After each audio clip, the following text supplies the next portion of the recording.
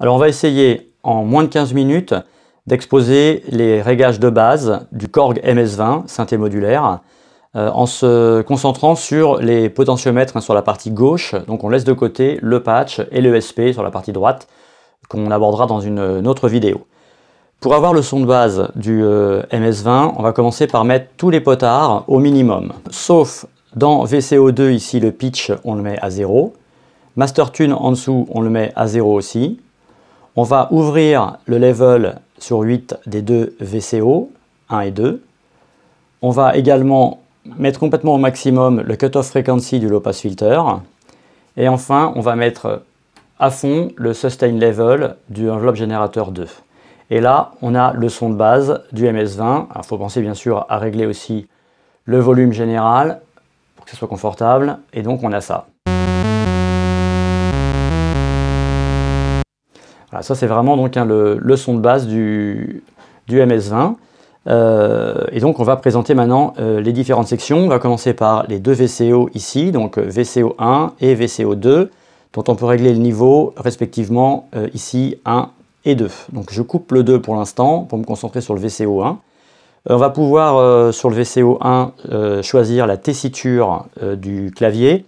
Donc c'est le bouton Scale qui est tout en bas ici. On commence à 32 pieds, c'est la longueur d'onde en fait. Donc on a 32 pieds, 16, 8, 4. Donc 4 octaves. On peut aussi choisir différents timbres avec le bouton Waveform ici. Donc on commence par un triangle plutôt très chaud, c'est-à-dire peu d'harmoniques. Ensuite, on a la Dancy avec tous les harmoniques, donc beaucoup plus agressifs. Ensuite, le carré avec donc les harmoniques impaires. Et en fait, on peut faire varier le rapport cyclique de notre carré avec le potard qui est en dessous là. Pour avoir un son un peu plus ou moins pincé. Et en fait, dernière position, ici, on a du bruit blanc pour pouvoir rajouter un son soufflé en plus du VCO2 en général. Je baisse un peu le VCO1, ça donne ça, du coup le bruit blanc. Voilà, ça va faire un son soufflé. Voilà donc pour le VCO1, donc je le coupe, j'ouvre le VCO2, on va se concentrer dessus. Alors, on va retrouver bien sûr en bas Scale pour changer la tessiture. On commence une octave plus haut, donc 16 pieds, 8, 4 et 2. Donc au niveau de la waveform, de la forme d'onde, on n'a pas de triangle, on commence directement avec une Dancy. On a aussi donc à côté un signal carré 50%, un signal carré à 10%, et enfin, à la dernière position, un modulateur en anneau qui permet au VCO1 de moduler le VCO2. Donc c'est pas utile que le VCO1 soit ouvert, les deux potards qui vont être là vont permettre de faire une intermodulation avec le VCO2 et donner des choses très intéressantes en termes de spectre de Ray. Ça donne ça.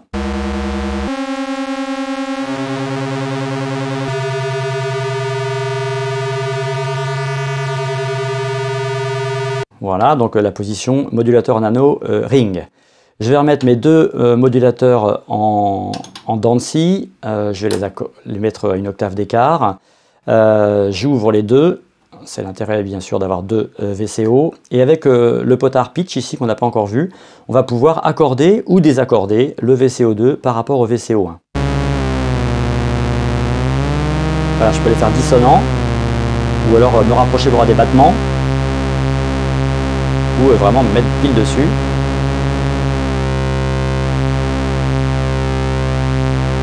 Voilà, le pitch. Ensuite, on a aussi la possibilité d'accorder l'ensemble du MS-20 avec d'autres instruments, avec le bouton Master Tune ici, qui permet donc de pitcher l'ensemble de plus ou moins un ton. Voilà, pareil dans l'autre sens. Ok. Et puis, enfin, le portamento ici va permettre de passer d'une note à une autre progressivement. Donc s'il est au minimum, on change de hauteur de manière cut. Et si je l'augmente, ça va faire un glissando.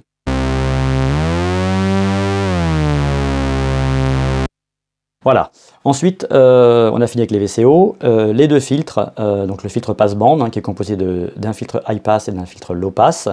Donc les deux potards en haut, c'est pour gérer la fréquence de coupure. Donc ici, avec ça, on va pouvoir enlever donc, du grave.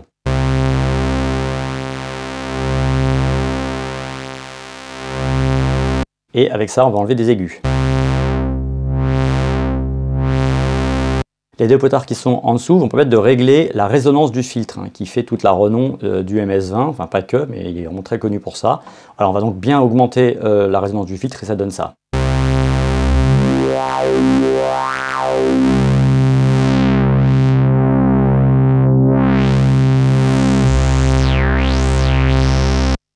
Voilà donc hein, pour le filtre passe-bande. Ensuite, un mot sur l'enveloppe générateur 2 sur la droite, là, qui va permettre par défaut de sculpter l'enveloppe de volume de mon VCO mixeur. Donc je l'avais tout à l'heure réglé sur tout au minimum et bien sûr le sustain, la tenue de la note au maximum, hein, pour avoir du son simplement. Hein. Voilà, donc ça scoop cut. Si je veux que la note meure lentement, ben, j'augmente un peu le temps de release ici. Voilà. Inversement, si je veux que j'ai une entrée coulée, ben, je vais augmenter le temps d'attaque.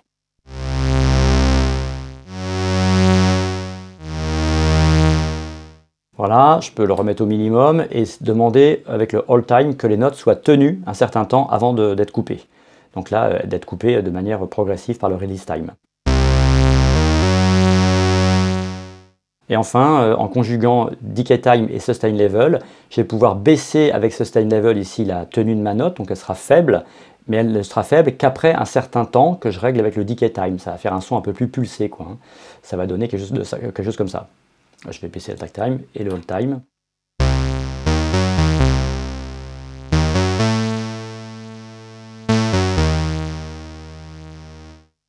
Voilà pour l'enveloppe générateur 2, qui va aussi permettre, en plus hein, de sculpter l'enveloppe de volume de mon VCO mixeur, il va être aussi capable de sculpter, enfin de modifier la position de ces deux potards là, c'est-à-dire en fait la fréquence de coupure de mon filtre, les fréquences de coupure de mon filtre passe-bande. En fait, je peux le faire en tournant le potard qui est là pour le cut-off frequency du high pass ou le potard qui est là pour le cut-off frequency du low pass. C'est-à-dire que je m'explique, enfin plutôt je fais une démonstration, d'être plus clair. Hein. Je vais par exemple mettre un peu de temps d'attaque là, un peu de temps de release. Je vais remettre le decay time au minimum et le sustain au maximum. Hein, donc pour l'instant, il n'y a pas de modif hein, par ici EG2, on a ça. Je vais augmenter un peu l'attaque. Peut-être ouvrir un peu mes filtres. Voilà, on va commencer peut-être par le low pass. Vous voyez ce qui se passe, c'est que lorsque la note meurt, elle meurt, mais il n'y a que le volume qui descend. C'est-à-dire en fait, on a toujours autant d'harmoniques. Eh ben, si j'ouvre ici ce potard-là, EG2, en face hein, de low pass filter, ça va baisser ici, lorsque je vais relâcher ma note, ça va baisser en fait ce potard-là. Et ça l'ouvre aussi puisque j'ai de l'attaque ici. Hein. Donc en fait, on part d'un son qui est très chaud. Et ensuite, il a plein d'harmoniques. Hein, et lorsque je relâche, hop, on retrouve un son chaud. C'est comme si je bougeais à la main ce potard-là pendant que je jouais. Quoi, voilà. Même chose avec ce potard-là, donc par ce bouton-là. Donc je coupe celui-là. Hein, donc on est là. On a du coup les filtres qui sont plats, quoi, hein. Et là, du coup, on va faire varier dynamiquement le cut-off frequency du filtre. Voilà, c'est peut-être pas spectaculaire. Donc on va avoir du grave au moment où je vais enfoncer la note. Ce grave va disparaître hein, à cause du temps d'attaque qui est là. Et lorsque je vais relâcher la note, ben, le grave va revenir. Hein, ça va donner ça. Voilà, j'y vais encore un peu plus fort, peut-être qu'on entende bien. Voilà, plus de grave. Le grave revient. Voilà donc hein, pour ces deux potards là EG2 qui permettent donc que l'enveloppe générateur 2 ait une influence sur la position ici de mes fréquences de coupure de mon filtre. À côté, on a le bouton, un potard aussi ici qui lui est EG1. Donc en fait, on a un deuxième générateur d'enveloppe ici qui lui donc va influer sur le pitch. Alors si on le met sur 5, en mettant pour l'instant tout ça au minimum, hein, Si on le met sur 5, position médiane, ben lorsque je vais enfoncer une note, je vais avoir la note, et lorsque je vais la relâcher, je vais avoir l'octave du dessous. Ça donne ça. J'enlève le temps d'attaque. Hein. Et j'ouvre un premier filtre. Voilà. Évidemment, si je fais plus que 5, ça fera, on descendra de plus d'une octave. Et si au contraire je fais moins, bah, ce sera évidemment un intervalle plus court. Voilà, je me remets à l'octave. Ok, donc je vais pouvoir en fait, en plus de modifier la hauteur, modifier la façon dont elle varie, avec du coup les potards de l'enveloppe générateur 1. Si par exemple j'augmente le temps de release ici, bah, du coup, lorsque je vais lâcher la note, il va descendre en faisant un glissando, quoi, hein. Voilà, même chose avec le temps d'attaque dans l'autre sens, hein, ça va attaquer bas et ça va monter quand je vais enfoncer la note, et puis ça descendra lentement parce que j'ai release time. Voilà, et avec delay time, là, je peux délayer l'action de l'attaque. Pas du release, hein, uniquement de l'attaque.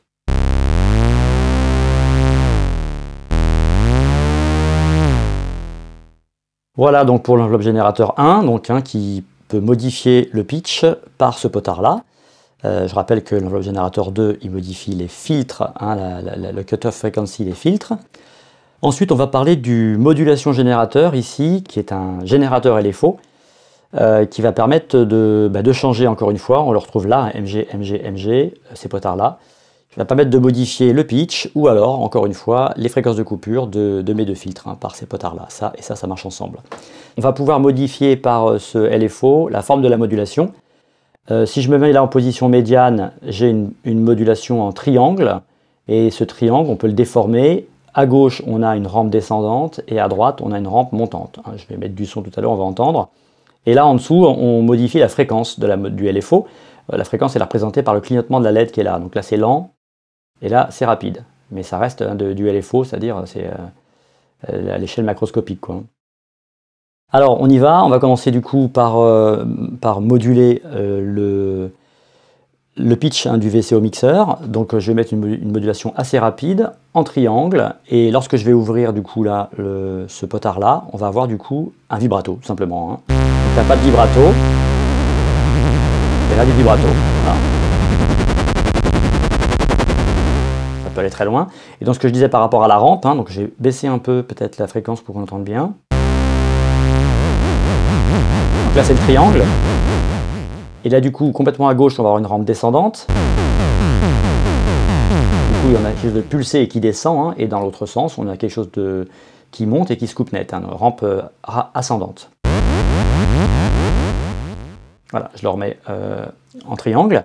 Donc là on a notre module générateur, hein, qui module le pitch. Je coupe, hein, et ben de la même façon en fait, hein, ce modulation générateur, ce LFO, peut moduler mes deux cutoff frequency ici par les potards qui sont là. Donc c'est tout simple.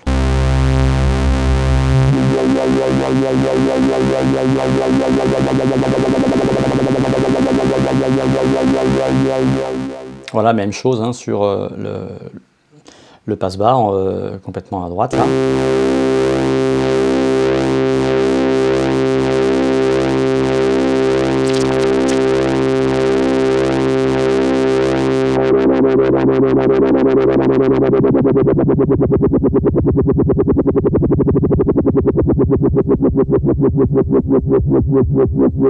Et je peux bien sûr hein, mixer tout ça, hein.